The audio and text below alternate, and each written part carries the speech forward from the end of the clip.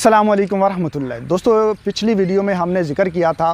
कि बरसेम पर एक बहुत ही ख़तरनाक बीमारी हमला आवर होती है जिसको कहते हैं रूट एंड कॉलर रॉट। उर्फ़े आम में हम उसको कहते हैं जड़ और तने का गलाव, जिसमें जड़ें और तना नीचे से गलना सड़ना शुरू हो जाता है और हमारी बरसेम के पौधे जो हैं वो बुरी तरह मुतासर होते हैं। उन पौधों को अगर हम जानवरों को खिलाते हैं तो वो भी बीमार पड़ जाते हैं और उनके दूध से होते हुए ये फफूंदी के जो एफ्लाटॉक्सिन्स हैं ये हमारे जिस्मों में भी दाखिल होते हैं और हमारी सेहत पे भी मुज़र असरात डालते हैं।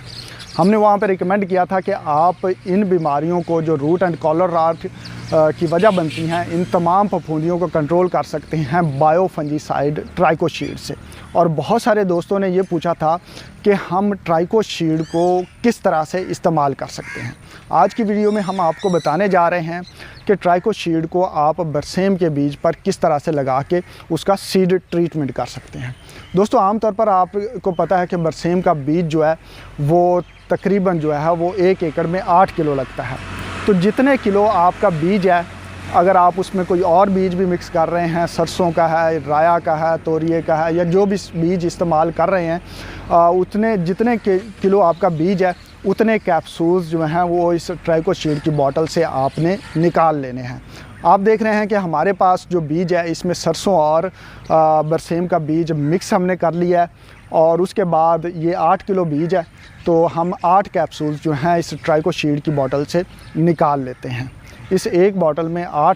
60 कैप्सूल्स होते हैं और अब हमने जो इसमें ट्राइकोशीड के कैप्सूल्स हैं वो तकरीबन आधे गिलास पानी में इनको हल करके एक महलूल बना लिया है और इस महलूल को हम बीज को एक पॉलीथीन की शीट पे बिछाने के बाद उसके ऊपर आहिस्ता आहिस्ता से डालते जा रहे हैं और पॉलीथीन की शीट को दोनों तरफ से पकड़कर अच्छी तरह से हिला रहे हैं ताकि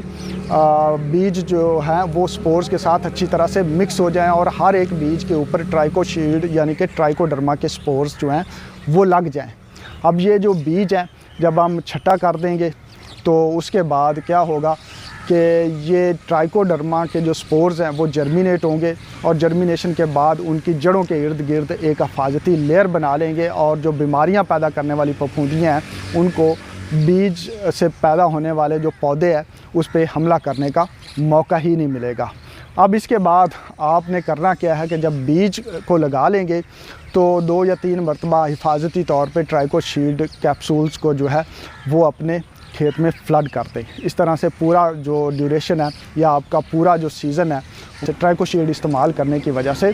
बीमारी पैदा करने वाली फफूंदियों से महफूज रहेगा। आपका सवाल होगा कि क्या हम ट्राइकोशीड को सिर्फ बरसेम के चारे में इस्तेमाल करके बरसेम को महफूज रख सकते हैं? तो इसका जवाब है कि दोस्तों, ट्राइकोशीड ना सिर्फ बरसेम को बल्कि दूसरे बहुत सारे पौधों में जिनमें जड़ की बीमारियां आती हैं या ज़मीन से बीमारियां पैदा होती हैं उनमें इस्तेमाल करने से ये फंगल पैथोजन, बैक्टीरियल पैथोजन और निमाटोड्स इन तीनों के ख़िलाफ़ मौसर है। और आने वाली वीडियोस में हम मज़ीद कुछ बीमारियों के मुतल्लिक़ आपको बताएंगे और आपको लेबॉर्ट्री में और हमारे ग्रीन हाउस और फील्ड में किए गए एक्सपेरिमेंट्स की मदद से बताएंगे कि ट्राइकोशीड किस तरह से एक ब्रॉड स्पेक्ट्रम फंजीसाइड है और बहुत सारी बीमारियों को ये कंट्रोल करने की सलाहियत रखता है।